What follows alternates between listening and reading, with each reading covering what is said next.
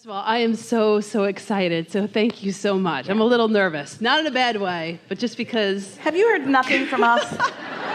Were you asleep over there in your chair? No, I wasn't, and I want to thank you so much. My life, I could cry, has been so amazing, and I am so appreciative. We can see how happy you are.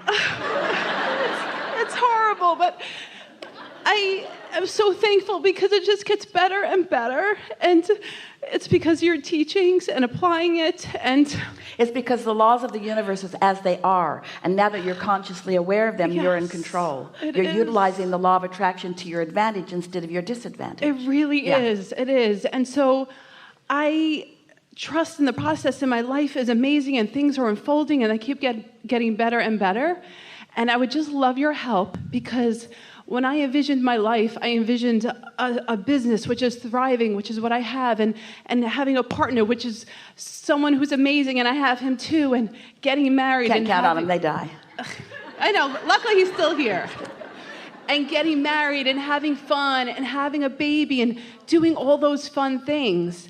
And does anyone feel a big butt coming on? And so what I would love your help with is knowing that there is no benchmark for which my age would allow when I'm ready to have a baby to be a factor. No, it's only what you believe. It's only what you practice thinking. If you keep worrying about that, I don't. But then I look at my age and I feel young. But then, you know, I'm like, I don't want to use that as. And yet you are right now. I know, and I don't want to. So well, stop it. Okay. All right. Okay. I love that. In other words, is there someone on your tongue forcing those words out of your mouth? No, but where are they coming from?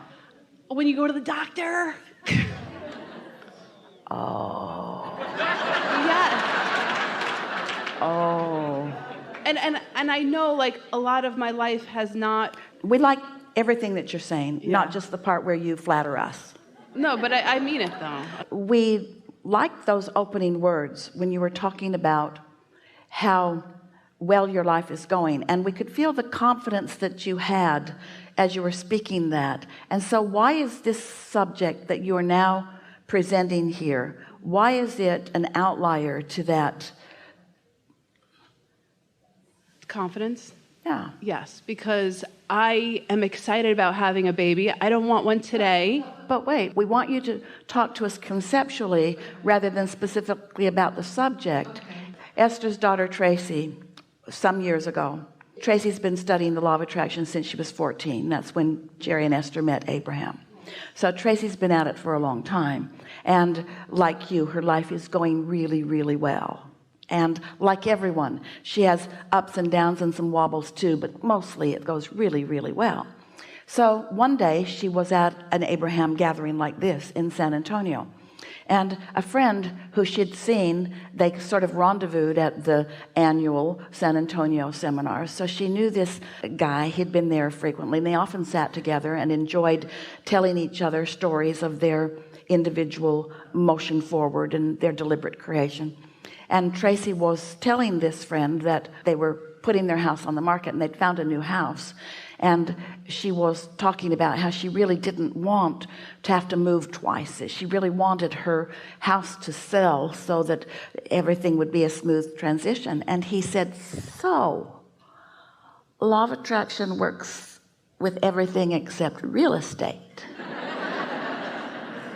And Tracy laughed right out loud. She tells that story to everyone. She's told that story to her mother 20 or 30 or 40 or 50 times because it just shook her up so much that the problem that she had seems to be the exception to the law of attraction, but everything else, no. And so that's sort of what we're wanting to play back to you. It's the way we started today, that there's this reality that so many people are buying into that you are using as your justification for your limitations about things that you want.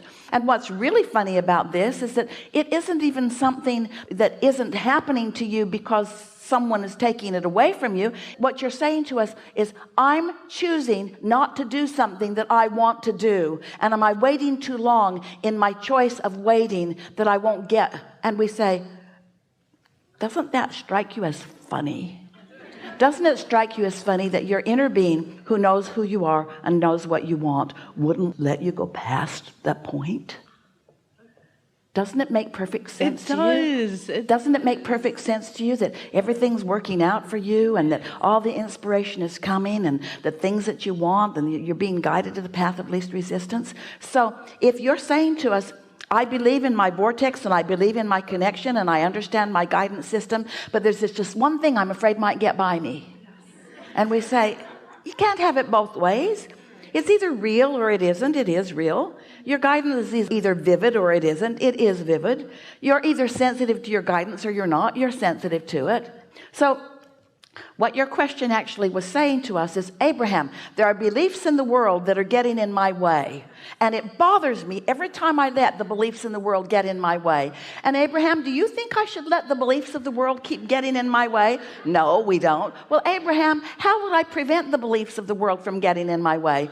Don't focus on them. Don't keep them active within you. You get to choose what you think about. Haven't you noticed? You haven't noticed yet with children, but there are lots of children around, little children standing around, little children in everyone's lives. And haven't you noticed that when you say to a child, you can't do something that they want to do, they don't take it lying down. They look at you like you're nuts. They're not having any of that. Esther was on an airplane the other day, and there was a little girl that was so little, Esther couldn't even believe she was a whole person in a little body. She only stood about that high, but she could walk. She may have been speaking another language. Esther didn't hear her say anything, but she didn't want to be confined into her parents' arms. And so anytime that they could, they let her sort of run around. And she was right across the aisle from Esther, so she spent most of the flight standing next to Esther's seat, just looking up at Esther, and Esther looking down at her, and Esther would wink at her, and Esther would move her tongue around in her mouth, and Esther was just doing things to entertain her. And she wasn't showing any signs of really being entertained, because in her world that's not so allowed, but she was silently really enjoying Esther. And Esther has a big ring that she wears on this finger and a big ring that she wears on this finger. And so Esther put her rings over where the little girl could see them, and the little girl touched one ring like a button, and then she touched the other ring like a button, and then she touched both rings at the same time. She could feel some sort of energy moving through Esther's body, through these rings into her body. And then she touched one ring and felt nothing, and touched the other ring and felt nothing, and then touched both rings. And then she touched one ring, and her own earring, felt it again. She and Esther just had this conversation, this energetic conversation. What she knows at the core of her being, and what Esther knows at the core of her being, their inner beings were having a conversation with each other. She was being inspired to action. Esther was being inspired to action. There are so many levels that you are being tended to. There is so much information that is coming to you. There is nothing that you cannot be or do or have. There is no limit to your ability to attract. It's everywhere. Esther's on an airplane with no entertainment in the headrest, and a little angel of the world doing an energy demonstration for her at her seat. I've come to you to demonstrate the flow of energy, you see. There are no limits to how you can be entertained. If the universe goes to that extent, don't you think that something as important to you as what you've defined that's been in your vortex for a very long time, you think you're going to miss out on that? No. And don't you feel silly for even worrying about it a little bit? Yes, I want to. Yes, I do. And again, like I said, that was the only thing that just, when you go to the doctors and people say about age. Now you're going to keep doing it, aren't you? Yes, you are. You're going to keep doing it. Why are you doing that? I feel good. We know that. We're just saying. Yes. That as long as the tendency is still there, then that's still active in your vibration. And as long as that's active in your vibration, then the energy isn't flowing. What we were talking about with that story is that there's energy flowing all around you, and those who are sensitive to it can feel it, you see.